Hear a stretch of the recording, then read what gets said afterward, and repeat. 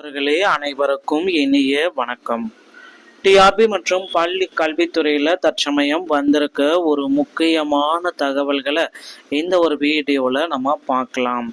So ஆசிரியர் தேர்வு வாரியத்தில் இப்போதைய நிலவரத்தின் பிரகாரம் முதுகலை பட்டதாரிகளுடைய தேர்வு முடிவுகள் வந்து விட்டதுங்க. ஸோ இந்த தேர்வு முடிவுகளில் உங்களுடைய கால் லெட்டர் கிளிக் பண்ணிக்கலாம், பயோடேட்டா பண்ணிக்கலாம், அனெக்ஷர் ஃபில் பண்ணிக்கலாம். ஸோ பயோடேட்டா ஃபார்ம் ஃபில் பண்ணணும். நீங்கள் நிறைய 3 விதமான ப்ரொசீஜர்ஸ் எல்லாமே மேற்கொள்ள வேண்டியதாக இருக்கும். ஸோ கால் லெட்டரை வந்து பார்த்தீங்கன்னா டவுன்லோட் பண்ணிக்கோங்க. அந்த கால் லெட்டரில் சில இன்ஸ்ட்ரக்ஷன்ஸ் எல்லாமே இருக்குது. ஸோ கால் லெட்டர் இன்ஸ்ட்ரக்ஷன்ஸ் எல்லாமே நீங்கள் ஃபாலோ பண்ணணுங்க. 19 வகையான இன்ஸ்ட்ரக்ஷனை முதுகலை பட்டதாரியில் நீங்கள் ஃபாலோ பண்ணால் மட்டும்தான் உங்களால் பணிக்கு அப்பாயின்மெண்ட் ஆர்டரை பெறத்துக்கு அடுத்தடுத்த தகவல்களை கொடுக்க முடியும். ஸோ ஒவ்வொரு டிபார்ட்மெண்ட் வைஸாகவும் வந்து பார்த்தீங்க அப்படின்னா உங்களுடைய சர்டிஃபிகேட் வெரிஃபிகேஷன் லிஸ்ட் ஹவுஸ் எல்லாமே கொடுத்துருக்காங்க. சர்டிஃபிகேட் வெரிஃபிகேஷன் கால் லெட்டர் யாருக்கெல்லாம் வேணும் அப்படின்னா அந்த தமிழ் டிபார்ட்மெண்ட்னா உள்ளே போயிட்டு லாகின் பண்ணணும். ஓகேங்களா?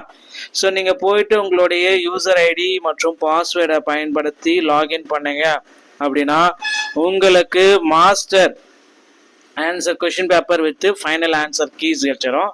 அது கூட உங்களுக்கு கால் லெட்டர் கொடுத்துருந்தாங்க அப்படின்னா கால் லெட்டரும் உங்களுக்கு கிடைச்சிருங்க.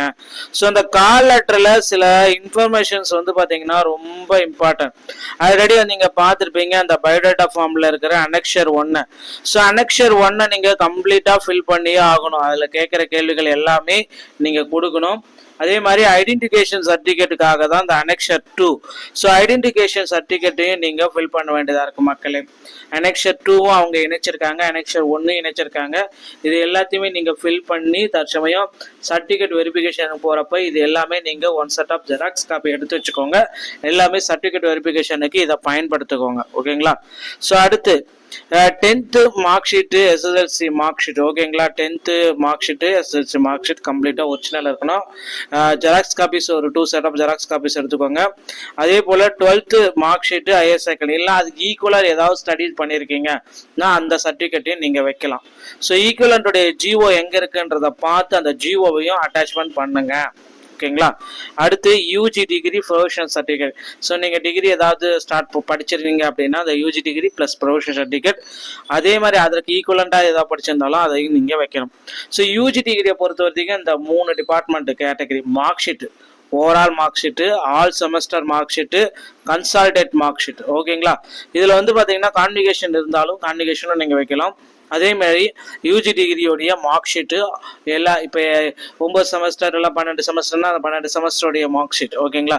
ஸோ அந்த எல்லா செமஸ்டருடைய மார்க் ஷீட்ஸ் இண்டிவிஜுவல் மார்க் ஷீட்டோடைய வைக்கணும். அதே போல் இண்டிவிஜுவல் மார்க் ஷீட்டோடைய ஜெராக்ஸ் காப்பீஸை எல்லாமே அட்டாச் பண்ணி வச்சுக்கணும். அப்புறம் கன்சால்டேட் மார்க் ஷீட் ஓவராலாக 12 செமஸ்டருமே ஒரே சீட்டில் கன்சால்டேட் மார்க் ஷீட் அதை ப்ரொவைட் பண்ணியிருக்காங்க. அதே தான். ஸோ அதே போல் தாங்க இந்த பிஜி டிகிரியோடையதும் பிஜி டிகிரியோடைய மார்க் ஷீட்டும் வந்து பார்த்தீங்க அப்படின்னா டிகிரி சர்டிஃபிகேட்டும் ப்ரொஃபஷனல் சர்டிஃபிகேட் வைக்கணும். அப்புறம் mark sheet all mark sheet, consolidated mark sheet PG degree. ஓகேங்களா? சேம் ப்ரொசீஜர் தான். இப்போ பிஎட் படிச்சிருக்கீங்க அப்படின்னா BEd, special BEd, BPEd, degree professional certificate. So இது எல்லாமே இந்த பிஎடோடைய சர்டிஃபிகேட்டையும் நீங்கள் அட்டாச்மெண்ட் பண்ணலாம். பிஎடோடைய மார்க் ஷீட்டும் இன்க்ளூட் இருக்கும், அதையும் நீங்கள் அட்டாச்மெண்ட் பண்ணணும்.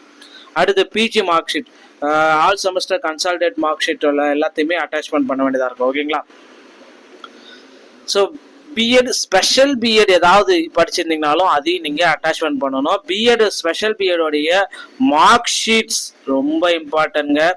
இந்த mark sheet all semester consolidated mark ஷீட்டையும் நீங்கள் அட்டாச் பண்ண வேண்டியதாக இருக்கும். ஓகேங்களா? ஸோ கவர்மெண்ட் ஆர்டர் இஷ்யூஸ் ஏதாவது ஈக்குவலண்ட்டாக அதுக்கு ஈக்குவலண்ட்டாக படிச்சிருக்கீங்க, வேறு ஏதாவது படிச்சிருக்கீங்க, அதர் யூனிவர்சிட்டி அதர் ஸ்டேட் யூனிவர்சிட்டியில் நீங்கள் படிச்சிருந்தீங்கன்னா அதற்குண்டான கவர்மெண்ட் ஆர்டர் ஜிஓவை நீங்கள் பயன்படுத்திக்கோங்க அப்படின்றத சொல்கிறாங்க. டிஆர்பி கிரிவலன்ஸ்ல மூலமாக இதற்கு ஏதாவது சந்தேகம் இருந்தாலும் நீங்கள் தெரிஞ்சுக்கலாம். அடுத்து ரொம்ப முக்கியமான ஒரு விஷயம் பிஎஸ்டிஎம் சர்டிஃபிகேட்டுங்க. ஸோ பிஎஸ்டிஎம் ஒரு பொறுத்த வரைக்கும் பார்த்தீங்கன்னா 1ஆவதுலேருந்து 10ஆவது வரைக்கும் எங்கே 1ஆவதுலேருந்து 5ஆவது வரைக்கும் நீங்கள் 3 ஸ்கூலு 2 ஸ்கூலு 1 5 6 7 8ஆவது ஒரு ஸ்கூலு எங்கெங்கே படிச்சிருந்தாலும் அங்கங்கே அந்த ஹெட்மாஸ்டரை போயிட்டு நீங்கள் அன்னைக்கு அந்த ஸ்கூல் நேம் சேஞ்ச் பண்ணியிருந்தாலும் அதுக்கு உண்டான அட்டாச்மெண்ட்டையும் நீங்கள் வாங்கி கண்டிப்பாக இப்போ நீங்கள் வச்சு தான் ஆகணும். பிஎஸ்டிஎம்ஐ பொறுத்த வரைக்கும் இதுதான். ஸோ 1ஆவதுலேருந்து 10ஆவது வரைக்கும் higher secondary, diploma, UG, PG, BEd ஈக்குவலண்ட்டாக என்னென்ன டிகிரி படிச்சிருக்கீங்களோ தமிழ் எலிஜிபிலிட்டி இருந்தால் தான் அதில் ஆகும். பிஎஸ்டிஎம் சர்டிஃபிகேட் கம்ப்ளீட்டாக வைக்கணும். அதே போல் community certificate issued by father நேமில் தான் இருக்கணும். ஸோ கம்யூனிட்டி சர்டிஃபிகேட் எல்லாருக்கிட்டையுமே இருக்கும். லேடிஸ் எல்லாமே பண்ணுவாங்க, கணவர் பெயரை இன்க்ளூட் பண்ணியிருப்பாங்க. அதை தயவுசெய்து அவாய்ட் பண்ணிடுங்க. ஃபாதர் நேமில் இருக்கிற மாதிரி கம்யூனிட்டி சர்டிஃபிகேட் தான் வேலிடாக எடுத்துக்குவாங்க. ஓகேங்களா? அப்புறம் டிசபிலிட்டி சர்டிஃபிகேட். இப்போ அப்பிகல் கேண்டிடேட் ஏ கேட்டகிரி அப்படின்னா want to benefit reservation under should submit the identity card, passbook. So disability கேட்டகிரியாக இருந்தால் அவங்களுக்கு ஐடென்டி கார்டு, பாஸ்புக் எல்லாமே கொடுத்துருப்பாங்க. அந்த இது ரெண்டுமே நீங்கள் சப்மிட் பண்ணணும். Certificate issued by competent authorities, அதை கேட்ட அத்தாரிட்டிஸ். அது ஏதாவது கவர்மெண்ட் ஜாப்ல இருந்தீங்கன்னா என்ஓசி நீங்கள் வாங்கணும். No objection certificate head of the department appointing authority இப்போ அப்படி இது இருந்தால். ஓகேங்களா?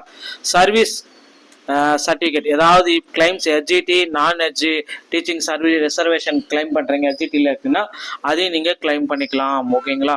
அப்புறம் ஹால் டிக்கெட்டோடைய ஒரு ஜெராக்ஸ் காப்பி. ஓகேங்களா? அப்புறம் கான்டாக்ட் சர்டிஃபிகேட் வந்து பார்த்தீங்கன்னா லாஸ்ட்டாக எங்கே நீங்கள் ஸ்டடி பண்ணீங்க, இந்த இன்ஸ்டியூஷன் பிஎட் படிச்சிங்கன்னா லாஸ்ட்டாக அந்த பிஎட் இன்ஸ்டியூஷன்லேருந்து கான்டாக்ட் சர்டிஃபிகேட் ஒன்று வாங்கணும். அதே மாதிரி லேட்டஸ்ட் கான்டாக்ட் சர்டிஃபிகேட்டும் கேரக்டர் சர்டிஃபிகேட்டும் நீங்கள் இன்க்ளூட் பண்ணி தான் ஆகணும். இதை வந்து ஆன்லைன்லேருந்தே ஃபார்ம் எடுத்துக்கலாம், அதையும் நீங்கள் பார்த்துக்கலாங்க.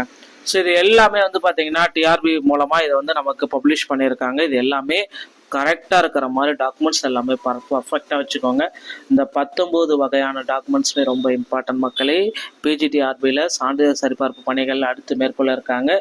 தேதிகள் எல்லாமே விரைவில் அனௌன்ஸ்மெண்ட் பண்ணிடுவாங்க. ஸோ சான்றிதழ் சரிபார்ப்பில் உங்களை நீங்கள் தயார்படுத்திக் கொள்ளுங்கள். இந்த தகவல்கள் உங்களுக்கு ரொம்ப பயனுள்ளதாக இருக்குன்னு நினைக்கிறேன். மீண்டும் ஒரு நல்ல தகவலுடன் நான் உங்களை சந்திக்கிறேன். நன்றி, வணக்கம், தேங்க்யூ.